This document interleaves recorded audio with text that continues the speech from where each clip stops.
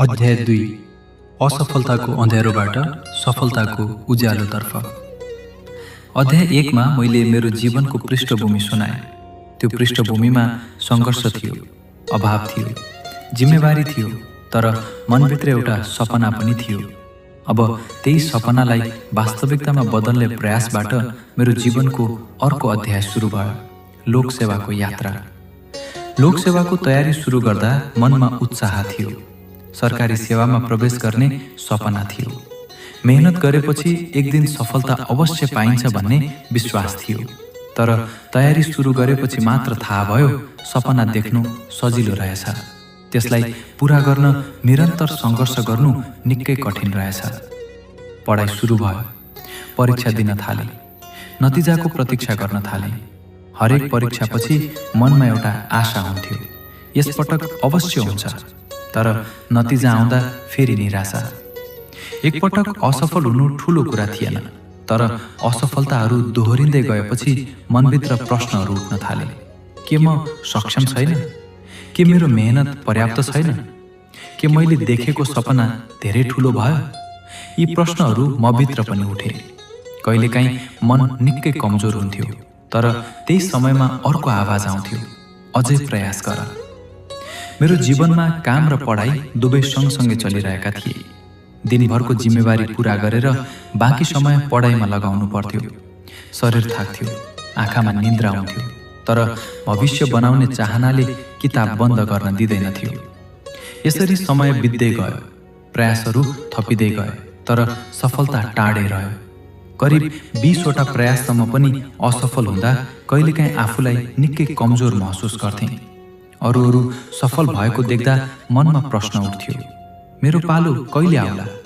तर मैले एउटा कुरा बुझिसकेको थिएँ, अरूको सफलताको समय हेरेर आफ्नो यात्राको मूल्याङ्कन गर्नु हुँदैन। कसैलाई पहिलो प्रयासमै सफलता मिल्छ, कसैलाई धेरै वर्ष लाग्छ।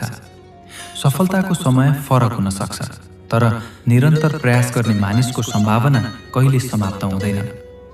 त्यसै समयमा मैले विश्वका महान वैज्ञानिक र आविष्कारहरूको जीवनबाट प्रेरणा लिन थालेँ।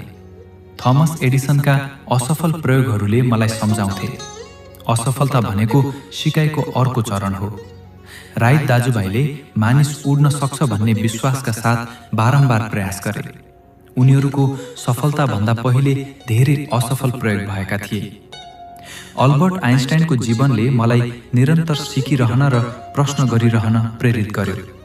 यी कथाहरूले मलाई एउटा कुरा सिकाए, महान मानिसहरू कहिले असफल भएनन् भन्ने होइन, उनीहरू असफल भएपछि पनि उठिरहे। त्यसपछि मैले आफ्ना असफलतालाई फरक तरिकाले हेर्न थालेँ।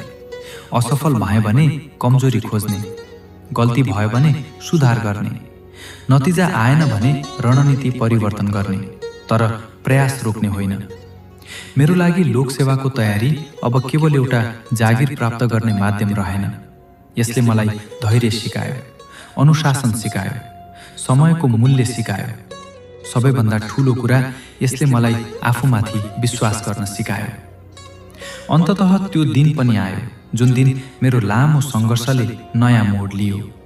25औं प्रयास।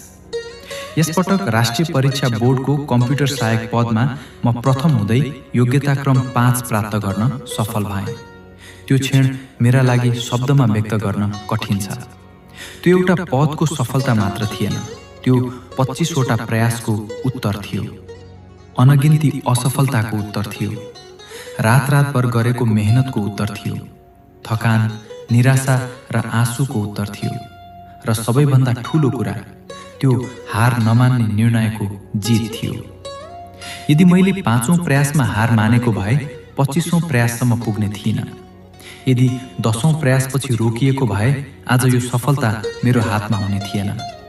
यदि 20औं असफलतापछि अब मबाट हुँदैन भनेर बसेको भए मेरो कथा त्यही समाप्त हुन्थ्यो।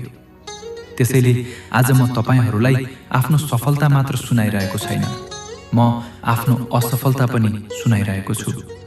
किनकि म तपाईलाई भन्न चाहन्छु, मैले यस्तो गरेँ, तपाईहरू पनि हार नमान्नुहोस्। यदि तपाईँ अहिले लोकसेवाको तयारी गर्दै हुनुहुन्छ र पटक पटक असफल हुनुभएको छ भने निराश नहुनुहोस्। यदि तपाईँ कामसँगै पढ्दै हुनुहुन्छ भने आफूलाई कमजोर नसम्झनुहोस्। यदि तपाईँलाई कहिलेकाहीँ अब सक्दिन जस्तो लाग्छ भने मेरो 25औं प्रयास सम्झनुहोस्। तपाईँको आजको असफलता तपाईँको अन्तिम परिचय होइन। असफलता एउटा परिणाम हो, परिचय होइन। बाटो लामो हुन सक्छ, समय लाग्न सक्छ, तर तपाईँले यात्रा रोक्नु भएन भने गन्तव्य अझै सम्भव छ। त्यसैले थाक्नु भयो भने केही समय विश्राम लिनुहोस्, तर सपना नछोड्नुहोस्। रोउन मन लागे रोउनुहोस्, तर प्रयास नछोड्नुहोस्। असफल हुनुभयो भने गल्ती खोज्नुहोस्, तर आफूलाई असफल मानिस भनेर स्वीकार नगर्नुहोस्, किनकि तपाईँको सफलताको अध्याय अझै लेखिन बाँकी हुन सक्छ। मेरो कथा पनि त्यहीँबाट बदलियो जहाँ मैले हार मान्न अस्वीकार गरेँ। मैले हार मानिनँ, त्यसैले 25औं प्रयासमा मेरो पालो आयो। अब तपाईँको पालो कहिले आउँछ भन्ने प्रश्नभन्दा ठूलो प्रश्न हो तपाईँ आफ्नो पालोसम्म पुग्नका लागि कति धैर्य गर्न सक्नुहुन्छ। यस यात्राका अझ धेरै अनुभव, कठिन मोड, सिकाइ र सफलता पछाडिका वास्तविक घटनाहरू बाँकी नै छन्। ती कुरा लिएर अध्याय 3 छिट्टै आउनेछ। त्यसका लागि केही समय धैर्य गर्नुहोला, किनकि यो कथा मेरो सफलताको मात्र होइन, हार नमान्ने प्रत्येक मानिसको कथा हो।